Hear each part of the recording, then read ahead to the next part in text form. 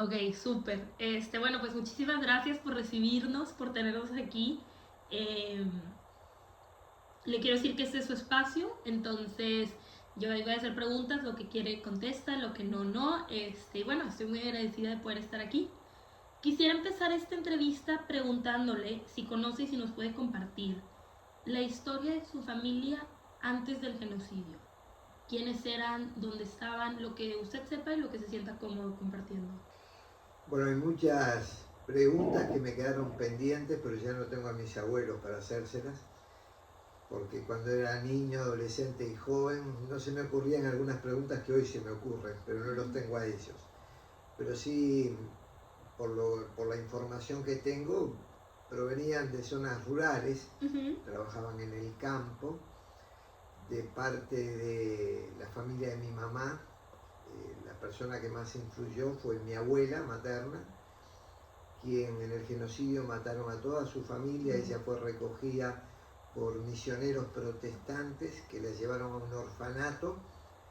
Allí le dieron cariño, protección, le enseñaron el oficio de remendar, de arreglar ropas y cosas similares. Y fundamentalmente le enseñaron la fe. Y de ahí viene nuestra fe cristiana y de orientación evangélica.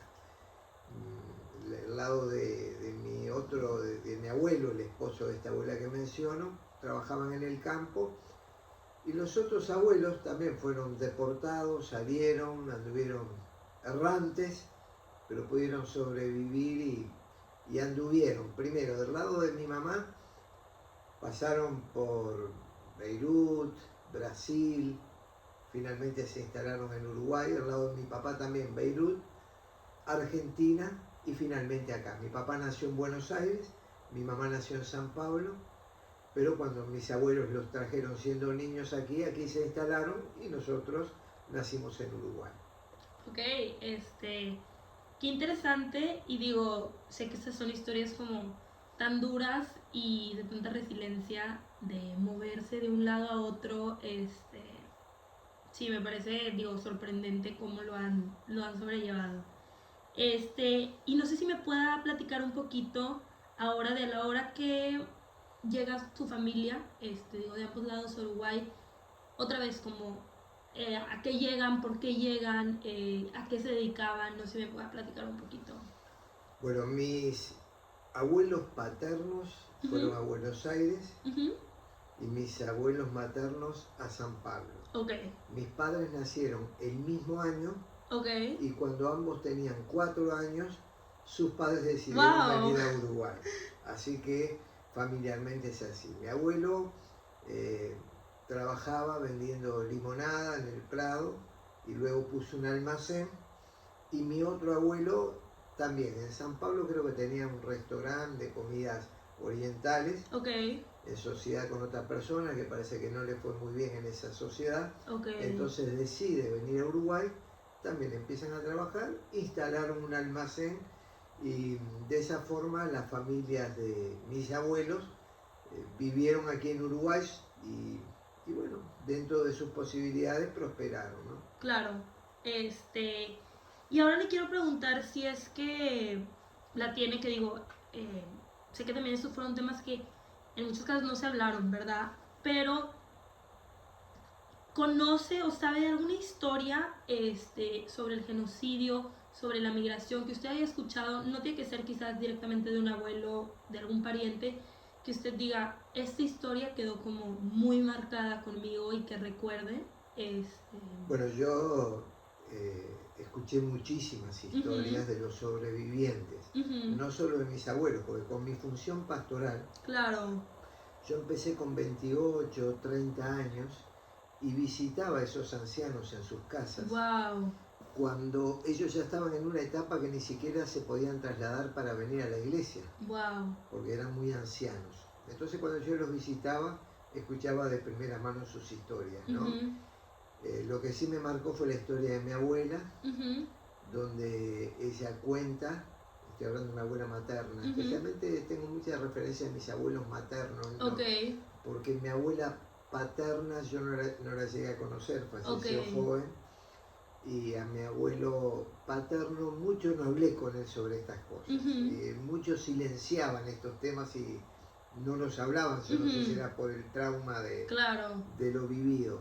Pero mi abuela me acuerdo que me contó que teniendo 4 años llegaron los turcos, mataron a sus padres, a sus hermanos, ella se escapó, se escondió atrás de un árbol y fue recogida por una familia turca. Eso me muestra, y después lo aprendí con el tiempo, que no necesariamente las medidas de los gobiernos son compartidas por toda la población en general. Sí. Mi abuela fue recogida por esa familia turca, la quisieron islamizar, le pusieron un nombre turco, le intentaron de alguna forma trasladar la fe islámica, pero cuando pasaron misioneros protestantes, recogieron a muchos niños huérfanos, los recogieron, bueno, mi abuela siguió allí hasta que cumplió 15 años y había que salir.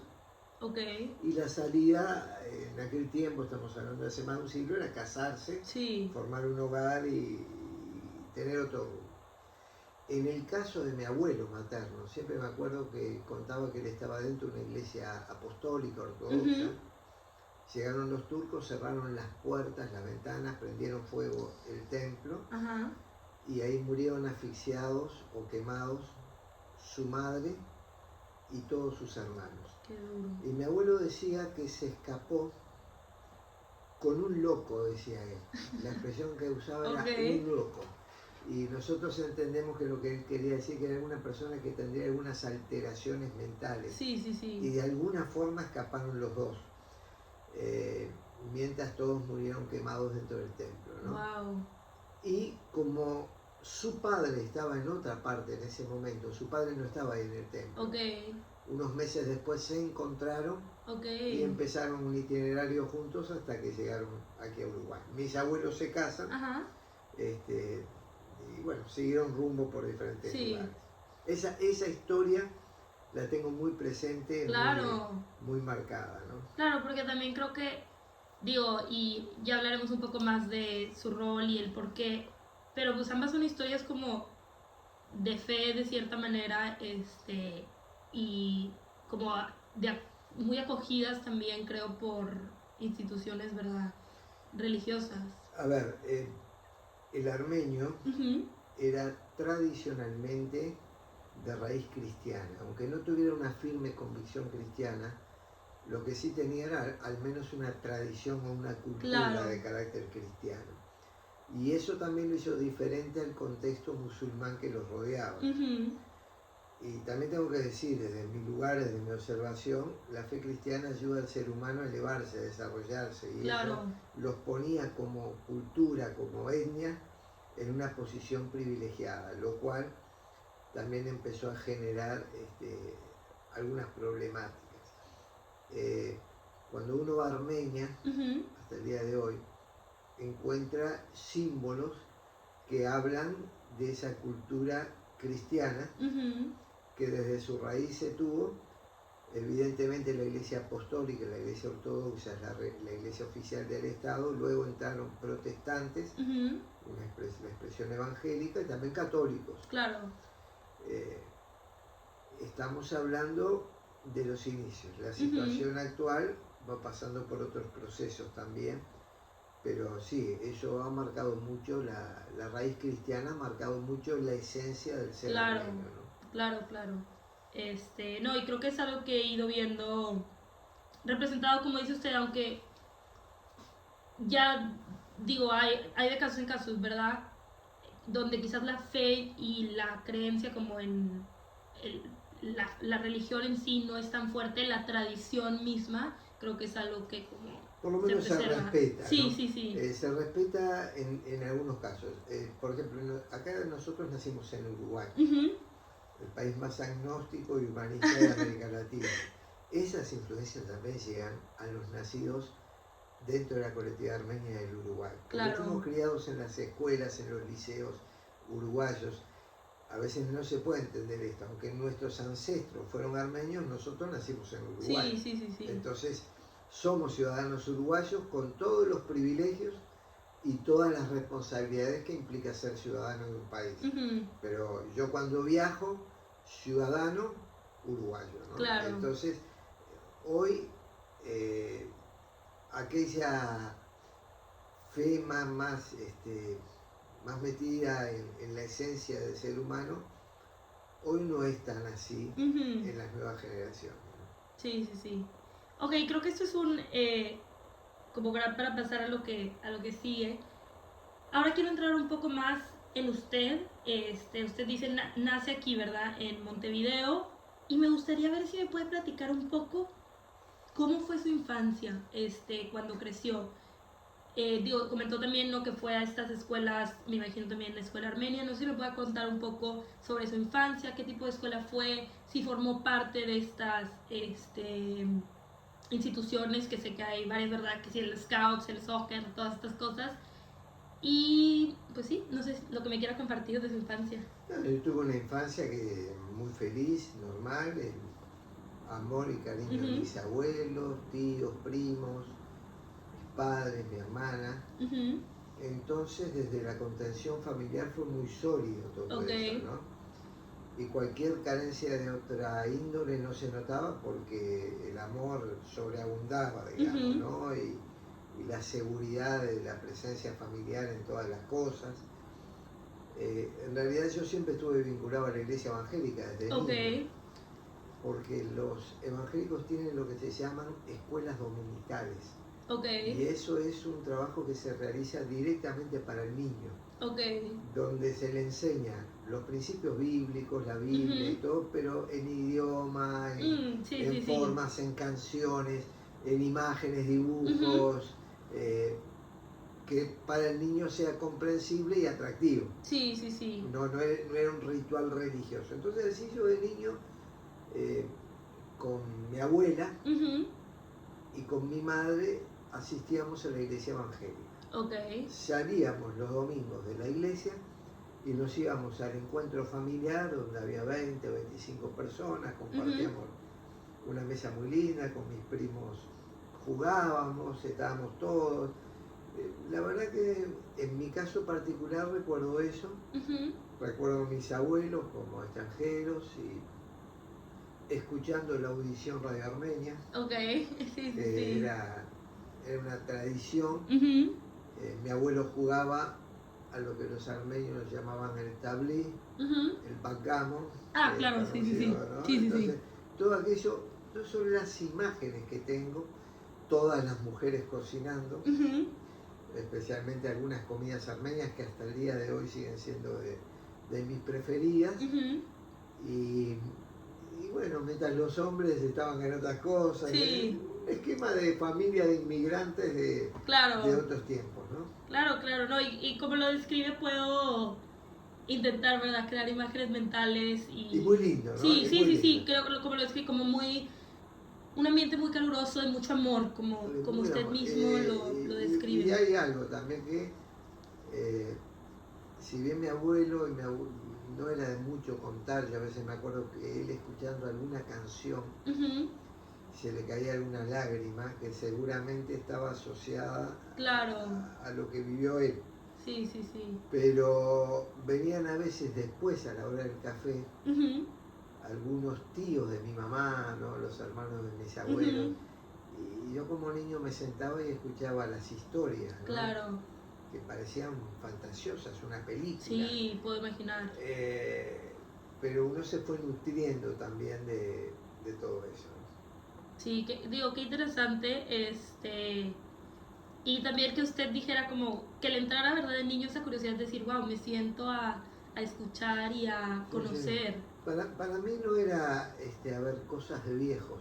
Claro. Para mí era algo interesante. Había cosas que eran de viejos, ¿no? Sí. Los niños salíamos para jugar a la pelota y hacer otras cosas. Pero no, era interesante compartir la vida así, de familia. Si hay algo que recuerdo como lindo, es esa infancia. Ahora, eso familiarmente, pero por otro lado yo vivía una vida social uruguaya. Iba a la escuela pública, jugaba en los equipos de baby fútbol, y los campeonatos locales, viajábamos a Argentina a competir contra otros equipos Okay. argentinos. Entonces, mientras por un lado tenía esa herencia, yo a la vez estaba totalmente insertado en la vida común y corriente de un niño uruguayo. Claro. Una especie de doble nacionalidad Sí. que no entraban en conflicto. Ok, eso se me Que hace... perfectamente las podía armonizar y nunca se me generó un conflicto, Ok. ni antes ni ahora con las dos. Con las dos. Digo, qué bueno por una parte, justo parece que está como conectado a lo que le quiero preguntar, porque justo le quería preguntar como si de niño usted tenía o cuál era esa conciencia entre sus dos identidades, ¿verdad? O sea, ¿usted tenía una conciencia de yo aparte de ser uruguayo soy armenio o estaba tan como congeniado todo que ni siquiera fue hasta más grande que hizo esa Sabía conciencia? que yo era simultáneamente las dos cosas, pero armonizaban bien. Ok. No había un conflicto. Pero además hay algo que hay que entender del Uruguay. Uh-huh. Entre los años 1880 y 1930 hubo un aluvión inmigratorio Uh-huh. que venían rusos, lituanos, ucranianos, griegos, vascos, anteriormente habían venido españoles, italianos. Entonces el armenio era una etnia más dentro de muchas etnias. En Uruguay no se conocen nativos, aunque algunos quieran identificar a algunos uruguayos con charrúas, todos éramos descendientes de algún grupo. Entonces eso también nos emparejaba a todos. Claro. Yo me acuerdo que iba al liceo y a veces el seudónimo era el armenio. Ajá. Pero estaba el ruso, el yugoslavo, el judío, Sí. todos estaban, el vasco, había uno que tenía el vasco. Entonces, todos éramos algo. Sí. Y ese algo, por un lado, identificaba nuestra raíz, pero que significaba que todos éramos uruguayos. Claro. Y hablábamos de las cosas uruguayas normales, ¿no? Qué padre, qué bonito, qué bonito. No, me da gusto como saber que fue así, que no fue un tema de conflicto En mi caso, en no. su caso, claro. Y creo que en líneas generales no, porque a diferencia de otras comunidades, el armenio no tuvo que refugiarse en un lugar separado porque seguía siendo perseguido. Pronto se insertó el armenio. Sí. Y pronto fue recibido. Y a su vez no representaba una amenaza para nada. Era una cultura que llegaba, gente de trabajo, gente honrada, gente de bien. Entonces había un respeto hacia la comunidad, ¿no? Sí, completamente. Ok, y para cerrar un poco en temas de su infancia, que digo, creo que ha mencionado partes, pero siempre también digo que esta pregunta quizás es difícil de elegir. Si me pudiera decir cuál es su mejor recuerdo de la infancia, ¿cuál diría que es? De lo que sea, pero el mejor recuerdo. Bueno, tengo recuerdos muy lindos y los voy a mencionar, pero finalmente voy a decir el recuerdo que me cambió la vida. Recuerdo, por ejemplo, irme a dormir, donde mi madre calentaba un ladrillo en un calefactor a querosén, que acá se conoce como primus, y lo ponía en la cama para que podamos dormir calentito. Y antes de dormir oraba con nosotros y bueno, entregábamos los sueños en las manos de Dios y compartíamos esa escena familiar. Recuerdo los domingos en la casa de mi abuela con todos mis primos, los tíos y demás. Recuerdo el cuadro de baby fútbol con el cual competíamos, jugábamos, nos divertíamos, pero queríamos ganar, ¿no? Claro. Toda la competencia que, especialmente el uruguayo, que es muy del fútbol, ¿no? Claro. Y eso lo teníamos adentro y entonces todo eso, desde que estoy hablando y diciendo, fue maravilloso para mí. Sí. Pero cuando tenía 10 años y medio, el 27 de noviembre del 68, una noche yo me encontraba en el templo y había un predicador que era un médico cordobés de Argentina, y él extendió una invitación a tener un compromiso con Jesucristo que no sea simplemente algo religioso. Él hablaba de una conversión, Okay. de un cambio de vida. Y algo me pasó esa noche que yo empecé a llorar sentado en los bancos de la iglesia. Él extendió una invitación para pasar al frente a orar por aquellos que quisieran hacerlo y yo, con lágrimas en mis ojos, Okay. tomé un compromiso de fe y de empezar a seguir a Jesucristo. Me acuerdo la fecha porque cuando volvíamos en el ómnibus, mi madre me dijo, anotalo en la página en blanco de tu Biblia para que nunca te lo olvides. Wow. Y entonces, aunque todos los relatos de la infancia son maravillosos y lindos, este fue Sí, el que claro. me modificó el resto de mi vida. Claro. Wow, qué fuerte testimonio, o sea, porque digo, no sé si, pero en muchos casos no tenemos como aún, o mucha gente no tiene ese momento, ¿verdad? Y qué padre que usted tenga como un momento que ya este momento me cambió la vida. Y eso es parte de nuestro mensaje como evangélicos, la conversión. No se trata de venir a un templo. Puedes venir toda la vida a un templo y no convertirte. Se trata de una convicción personal que vos tomás la decisión de darte cuenta de que sos humano, sos pecador, sos necesitado de Dios y que Jesús vino al mundo por eso, para en una cruz dar su vida por nosotros, porque si yo me puedo salvar a mí mismo o el sistema religioso me salva, ¿para qué vino Jesús? Claro. Jesús es Dios que se hace hombre, me viene a buscar diciendo, yo Pedro te amo así como sos y quiero que me entregues tu corazón. Cuando lo entendí eso, ahí mi vida comenzó a ser diferente. Eso es lo que predicamos y por eso se llena cada domingo, porque la gente asume un compromiso de fe, de conversión, de entrega, sin coacciones, totalmente voluntario y apasionado por Jesús, ¿no? Claro, claro. No, qué bonito esto que comparte y de decir también como, bueno, y el pensar que es una decisión, ¿no? O sea, que no es nada más como dice usted, venir por venir, sino es hacer conciencia y tomar una decisión libre y voluntaria, claro. Es decir, porque aún si yo te estoy hablando cuando tenía 10 años, del año 68, para ponerlo en fecha, pude haber retrocedido si quería, pero fue una decisión firme. Y si hay algo que a mí me marca el resto de mi existencia, es esa decisión que tomé. Sí. Y bueno, ¿me puede decir entonces como un poco de ese momento en cómo es que después usted llega a volverse, a involucrarse, pues ya de manera como oficial, por ponerlo así, con la iglesia? Sí, podemos empezar por ahí y... Bueno, yo estaba integrado a actividades juveniles de la iglesia, muchas actividades. Pasé una adolescencia también con dificultades, como todo adolescente, con mis crisis, ¿no? Pero nunca perdí de vista aquel momento que había tomado una decisión, a pesar de que a veces tambaleaba un poco. Cuando tenía 15 años, caí enfermo con una hepatitis. Okay. Estuve 7 meses postrado. Qué fuerte. No me podía levantar ni para ir al baño. Y fui a consultar a un gastroenterólogo el día que me levanté.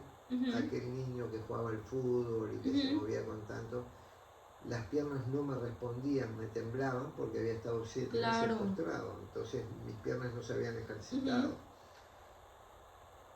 Y otra vez más la fe entra en juego, la oración.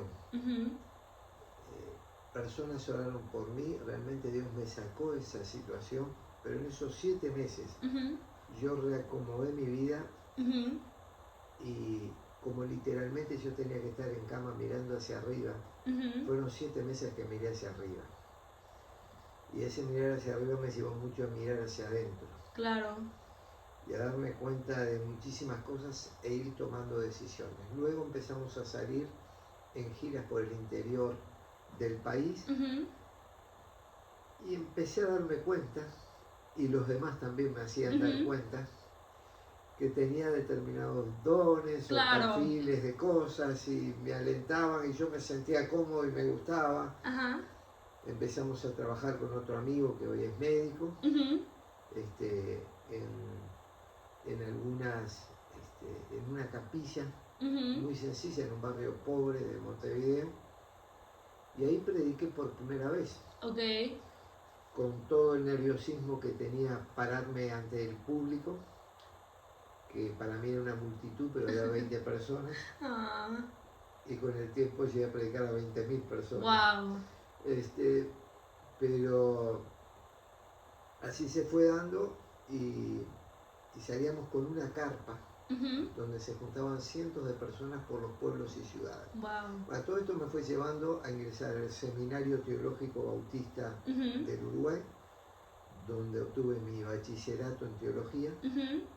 y más adelante hice un posgrado en teología. Ok. Eh, para ese entonces trabajé para una organización evangélica llamada FLET, Ok. Facultad Latinoamericana de Estudios Teológicos, que Ujú. estaba en todo el continente, y la iglesia, que yo soy el pastor, en la que me crié de Sí. niño, tenía una obra anexa en un barrio. Comencé ahí, pero a los 8 meses me trajeron a la iglesia central y Ok. me dijeron: de acá no te mueves. Y no me moví ahí. Ah. Y bueno, ahí comenzó todos estos años. Claro. Qué bonita historia. Y digo, regresando un poco a lo que me contaba al principio, cuando estuve en cama y todo, y que hice, pues estuve 7 meses mirando arriba. Digo, no sé si ya yo estoy haciendo acá mucha conexión, ¿verdad? Pero pues también como, no sé, siento como mirando hacia arriba, mirando a Dios. O sea, se me hizo muy bonito como lo contó. Ahora le quisiera preguntar un poco más sobre su rol y sobre la iglesia, en el contexto de que usted es un, ¿verdad?, pastor armenio, evangélico. Para empezar, no sé si me pueda contar un poco cómo ha sido esa experiencia, o si usted cree que su armenidad, por ponerlo de cierta manera, qué rol ha jugado en, o si ha jugado un rol, ¿verdad? A lo mejor me dice que siente que no, en su labor como pastor, sí, en su historia, como... Bueno, el saber que vengo de una historia tan rica, Ujú. yo manejo mucho el concepto de eslabón. Ujú. El domingo pasado lo mencioné. La historia no comenzó conmigo ni se acaba conmigo. Ujú. Soy un eslabón en una cadena histórica Ujú. y en un tramo de la historia me toca participar. Ujú. Yo miro hacia atrás y entiendo de dónde vengo, pero no puedo repetir la historia. Y Ujú. comencé hablando a principio de año un mensaje titulado ¿Resucitar pasado o construir futuro? Ujú. Muchas veces el pasado existe, la historia existe, pero la historia la podemos narrar, Ujú. la podemos maquillar, Sí. podemos mentir, Ujú.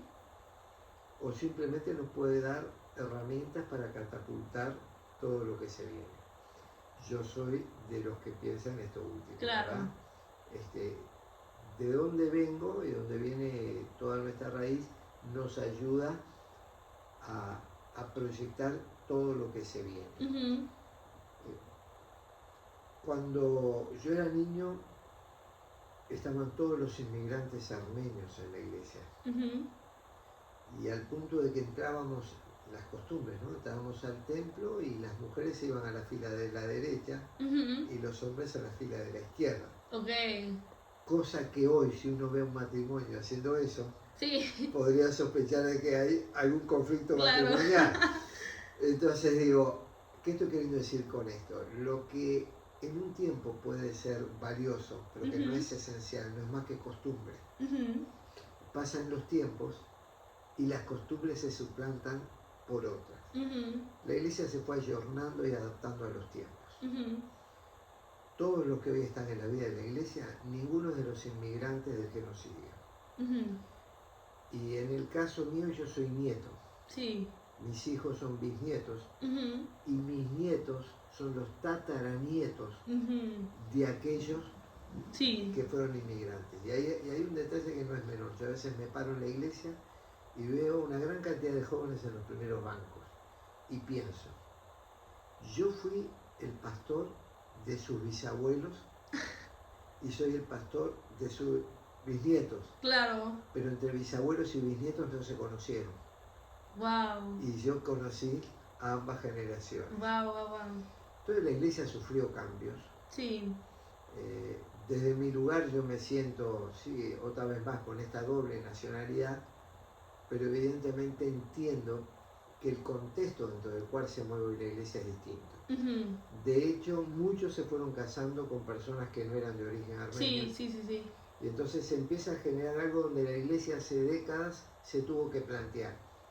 O hacemos una iglesia donde terminamos expulsando a los que venían de la raíz histórica armenia, Ujú. o hacemos una iglesia para hacer ingresar a aquellos que se están casando y teniendo hijos Claro. con otra situación. Nosotros optamos por esta segunda Sí, sí, posición. sí. La iglesia ha buscado integrarse a la sociedad en su conjunto y hoy somos una iglesia evangélica, Ujú. este,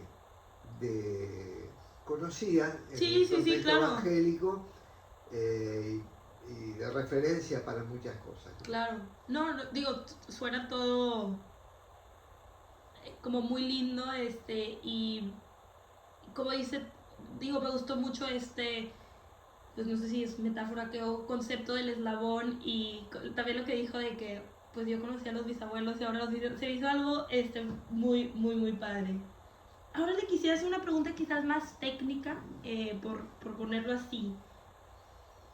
¿De dónde viene o cuál es la historia de la comunidad evangélica en el contexto de la comunidad armenia, o sea, los armenios evangélicos? ¿Dónde surge la iglesia? Si sabe cómo llega la iglesia acá a Uruguay, no sé si me pueda platicar un poco. Sí, sí. Todo eso está en el libro que Sí. te lo acabo de dar, ahí lo tenés documentado. Uh-huh. Y yo estoy tomando citas también de otros autores Ok. para reforzar todo esto. Pero por allá a mediados del 1800 Uh-huh. empezaron a llegar los primeros misioneros protestantes Ok. a lo que eran tierras armenias que estaban ocupadas por el Imperio Turco Otomano. Uh-huh. La primera, si no me equivoco, fue en 1846 o 1850, por Uh-huh. ahí, el primer templo. Ok. Y yo estuve en uno de esos templos en Estambul, Ok. donde, claro, hasta el día de hoy todas las libertades Sí, sí, no me están lo puedo claras. imaginar, claro. Pero ahí comienzan y se empiezan a desarrollar. Cuando llega el genocidio, los armenios se expanden y llegan aquí al Uruguay, Uh-huh. no para formar una iglesia, Uh-huh. llegan escapándose Para del sobrevivir, genocidio. ¿verdad? Sí, sí, sí. Entonces entre ellos había 3 evangélicos que empezaron, después de las horas de trabajo del día, a Ajá. reunirse en una pieza alquilada Ok. de una casa para leer la Biblia y para orar, porque eran cristianos. Uh-huh. Y bueno, se van sumando otros armenios, empiezan a pedir templos prestados de los metodistas Ok. para poder celebrar cultos en su idioma, Sí, porque sí, además sí. no lo conocían los metodistas, tenían un líder que les enseñaba el español. Ok. Con láminas para que ellos pudieran, o sea, le daba la figura y su correspondiente en Ajá. español, Wow. para que pudieran, bueno, y así se fue gestando la iglesia pasando por procesos y yo te recomiendo Uh-huh. la lectura del libro que va a Claro, ser claro, mucho claro. más claro en todo esto y el mensaje del domingo Uh-huh. titulado El Templo en YouTube, en el Uh-huh. canal de Sí, Esperanza sí, en la sí. Ciudad, El Templo, que habla de este templo, Ok. pero no de la iglesia. Sí, sí, sí, La de iglesia la... comenzó mucho antes Uh-huh. y el templo tiene 50 años. Ok. No, no, no, claro que... digo, lo leeré, lo veré y insertaré también Ah, un poco por acá. Bueno, y me ha platicado una serie de cosas, pero me gustaría saber si es que, digo, también creo que quizás esta sea una pregunta difícil en elegir, pero para usted, ¿qué es lo más importante de su trabajo como pastor? como predicador, como, o sea, de este rol que tiene usted, obviamente importantísimo en la iglesia, ¿qué es lo más importante? Bueno, nosotros tenemos una visión Ujú. holística de la vida. Ok.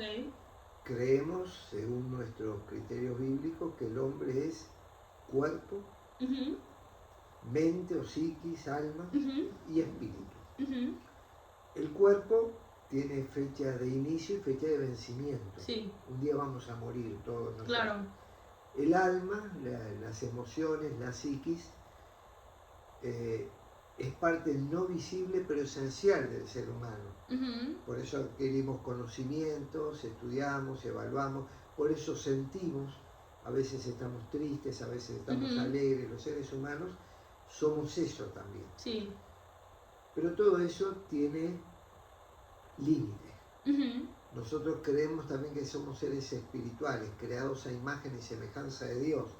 Eso significa, somos seres con inmortalidad, Ujú. trascendemos a esta vida, Ujú. somos seres con conciencia moral, discernimos lo que está bien y lo que está mal. Ujú. Cuando actuamos bien, nos premiamos a nosotros mismos. Cuando actuamos mal, nos sentimos mal. Sí. Tenemos conciencia de bien y de mal. Ujú. Y Dios ha colocado en nosotros eternidad, trascendemos a este mundo. Nosotros le predicamos desde esa perspectiva bíblica al ser humano, invitándole que mientras los que tenemos fe vamos a ir camino al cielo, Ujú. mientras nos preparamos para la eternidad, estamos en un espacio temporal llamado vida, Ujú. llamado tierra, y este espacio vamos a vivirlo de la mejor manera posible. Ujú. Como seres humanos, haciendo el bien, generando bienestar en los demás, formando familias, cuidando nuestra propia vida, cuidando de nosotros y Ujú. cuidando de los otros. La Biblia nos habla de todos los aspectos de la vida, no habla solo del cielo. El que no ha leído la Biblia no se da cuenta, pero Claro. la Biblia habla de la familia, del hogar, de las finanzas, del Estado, de la política, de las relaciones humanas, habla de las emociones, habla de la sexualidad, habla de muchos temas que para el hombre son vitales. Sí, sí, sí. Entonces nosotros trabajamos con el ser humano desde esa visión total y completa para tener la mejor vida acá, Ujú. para que comunique su fe, Sí. para que invite a otros a ingresar a ese camino de fe, sabiendo que hay un destino eterno que nos espera. Pero mientras, en ese eslabón hacia la eternidad, estamos haciendo esta labor. Ok, qué interesante. Wow, siento que estoy, como intentando todo lo que Para dijo, que tengas una idea, pero... nosotros armamos congresos sobre familia. Ajá. Mi esposa es psicóloga. El sábado pasado hubo una charla para padres de preescolares Ok. sobre el tema de los límites. Ujú. Muy Entonces, importante. hay aspectos, incluso la Biblia nos habla de cómo poner límites a los hijos. Sí. Y la gente no sabe. Sí, sí, Se sí. piensa que es un libro, no sé, para religiosos, pero te habla de cómo instruir al niño, de cómo guiarlo, de cómo un montón de principios, sumado a su formación psicológica, Claro, profesional, no, ¿no? claro. Me gustó mucho lo que dijo de que quien no ha leído, digo, yo también crecí involucrada, católica, pero en la iglesia, y como dice, quien no ha leído la Biblia piensa que solo habla del cielo, ¿verdad? Cuando A habla de veces, muchísimas a cosas. veces vamos a reconocer que en determinados esquemas religiosos Ujú. cristianos, pueden ser evangélicos o Sí, católicos, según los líderes, también lo que se transmite claro, a claro, veces, claro. hay algunos que tienen una tendencia a ser más prácticos Sí, sí, sí, sí. en su enseñanza, enseñarnos a vivir mejor en esta tierra, Ujú. aunque hay una dimensión eterna. Claro, claro. Pero no solo pensamos en el más allá, ¿no? Sí, sí, sí. También lo pensamos en el más acá, ¿no? Sí, súper. Bueno, y para comenzar un poco a cerrar, digo, aún me quedan unas cuantas preguntas, tampoco creo que no.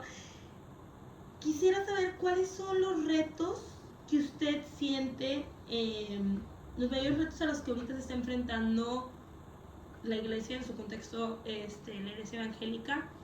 Sí, pues sí, se la dejo abierta como ¿Qué retos creen que ahorita están enfrentando? Bueno, podemos hablar de la iglesia evangélica a nivel global. Ujú. Pero si quieren más como en el contexto En el contexto local. Sí, local. Perfecto. Yo pienso que la iglesia, nuestra iglesia acá, Ujú. está experimentando crecimiento. Ok. Y por ese crecimiento, nosotros tenemos que reformular muchas estructuras de la iglesia. Ujú. Por un lado, para darle contención a ese crecimiento, y por otro lado, para darle mayor proyección a la iglesia. Ujú.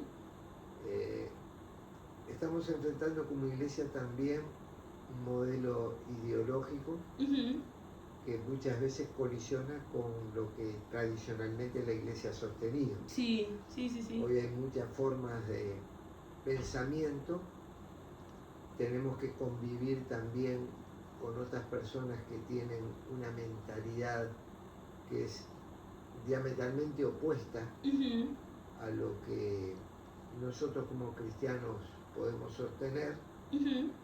Y entonces, como vivimos en un país plural, laico,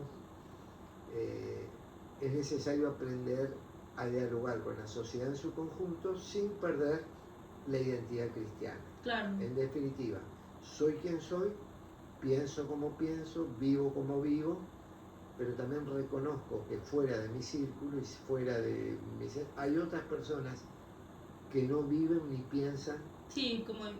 Claro. de esa misma manera. Claro. Entonces, ¿cómo aprender a convivir con ellos? Y cómo aprender a compartir mi fe con ellos, Ujú. invitándoles a que la puedan experimentar. También, como comunidad, hay que ayornarse a los tiempos. Ujú.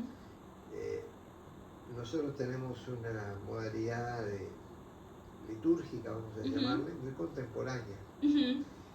El tipo de instrumentos que usamos, el tipo de Sí. canciones que entonamos, la ornamentación del templo Ujú.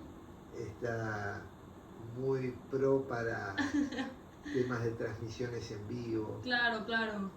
Hemos utilizado recursos como por ejemplo salir hacia un satélite y enviar el mensaje Wow. a muchísimos países.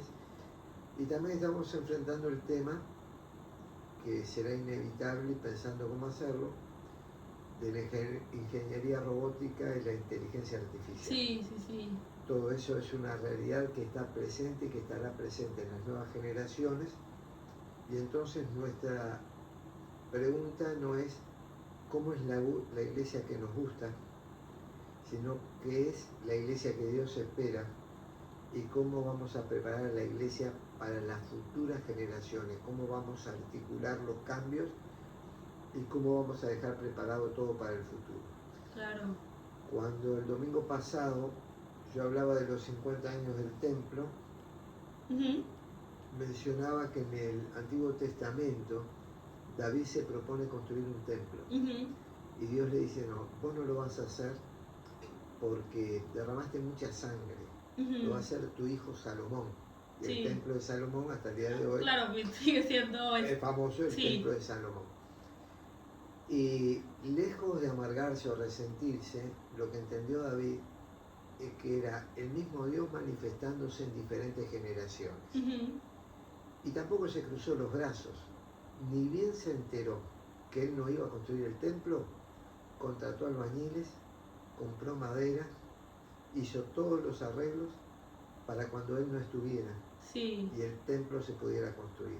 El gran desafío que nosotros tenemos, y lo que estoy diciendo en la iglesia, que somos una generación que tiene que construir, comprar madera, Claro. Portland y todo lo demás, para que la próxima generación siga construyendo lo que viene desde hace tanto tiempo. Y ese es nuestro desafío y por lo cual estamos trabajando, informándonos.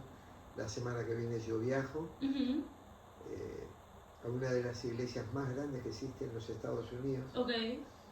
donde voy a estar aprendiendo muchísimas cosas Ujú. de cómo se organizan, de cómo Sí. trabajan, de escuchar a su pastor en experiencias personales, enriquecer.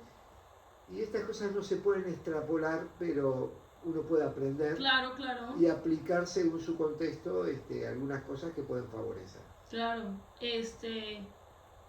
No, de acuerdo en todo lo que dice y me gustó mucho, digo que hasta le apunté esto que dijo de como prepararle la iglesia que Dios espera, ¿verdad? Que ah, no siempre es quizás la iglesia que uno quiere, ¿verdad? Sino, Yo me hubiera quedado con la iglesia de cuando era niño, claro, pero yo no puedo hoy venir a una iglesia donde las mujeres van a la fila derecha y nosotros a la sí, mano sí, sí, izquierda, sí.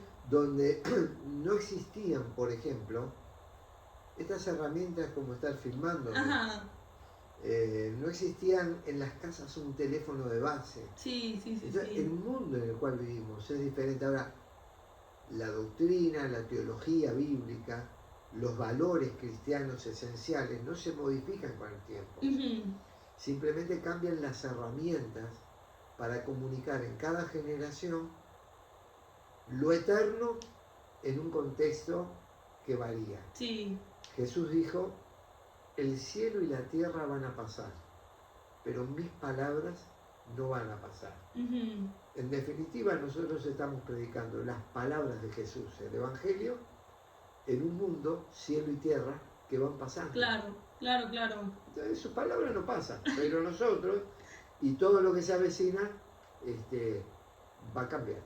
Sí, no, totalmente de acuerdo. Y ahora me gustaría saber, para usted, ¿qué ha significado y qué significa a día de hoy ser armenio en su vida? O sea, ¿cuál es la significancia que tiene esta parte de su identidad para usted?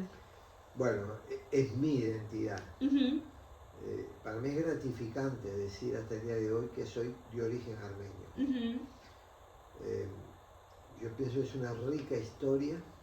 Es la primera nación en reconocer el cristianismo como religión oficial del Estado, ujú, a pesar de los múltiples intentos de exterminación, ujú, ha podido guardar su fe, sus raíces, ha prevalecido, nos han enseñado valores ujú, como el trabajo, la responsabilidad, la honestidad, la excelencia, el no quedarse, el seguir avanzando, el respetar al ser humano, ujú. el buscar a Dios. Entonces todas esas cosas las tengo incorporadas. Lo que sí digo es, intento entender que simultáneamente yo nací en Ujú, un contexto diferente al de mis abuelos, claro. en un mundo diferente, en un país diferente, y estudié, formé familia y trabajo, cumplo mi labor en un mundo que es diferente y con generaciones diferentes. Ujú, Entonces sí, esa es mi raíz, mantengo una saludable relación con mi pasado, pero que también me hace mantener una saludable relación con otros actores de la comunidad armenia ujú. hasta el día de hoy, Sí, sí, sí. pero también de la sociedad uruguaya en su conjunto, No, súper. Y ahora sí, como última pregunta, me gustaría saber, si pudiera describirse a usted y a su identidad, ambos los dejo como a su interpretación, con tres palabras, a día de hoy, dijimos que 3 de junio del 2025, ¿qué palabras usaría? ¿no? Hijo de Dios. Ujú, súper. Me encantó. Muchísimas gracias. No sé si tenga algo más que Y decir. con eso estoy diciendo todo. Al ser hijo de Dios, tengo una relación con mi Padre Celestial, que es el que me hace vivir la vida que vivo, Ujú, eh, disfrutar la vida que disfruto, enfrentar las dificultades con las fuerzas que Él me da, recibir orientación en medio de decisiones que hay que tomar y uno no ujú. sabe muchas veces qué es lo mejor, porque a veces Sí. muchas de esas decisiones son personales pero afectan a los demás también. Ujú, Entonces el Hijo de Dios es tener la certeza de Padre. De hecho vos sos católica, decís, los cristianos oramos diciendo Padre nuestro. sí, sí, sí, sí. Y al decirle Padre, yo estoy reconociendo que soy hijo. Claro. Y eso da seguridad. Y el Padre que me ama, que me protege, que me cuida, también me corrige cuando me equivoco. Ujú. Y me corrige no para castigarme, sino para sacar la mejor versión de mí mismo. Claro. Y doy gracias a Dios que muchas veces el Padre me puso límites a cosas, Claro. porque si yo hubiera seguido por ese camino me hubiera equivocado. Sí. Porque somos humanos y no sabemos Sí, todas las sí, cosas. sí, sí. Entonces digo, ¿qué es eso? ¿Viste? Eso. No, súper. Bueno, muchísimas gracias. Me encantó escucharlo y tener esta conversación tan amena. Le agradezco mucho el espacio y pues sí, muchísimas Bueno, gracias. bueno, vas a...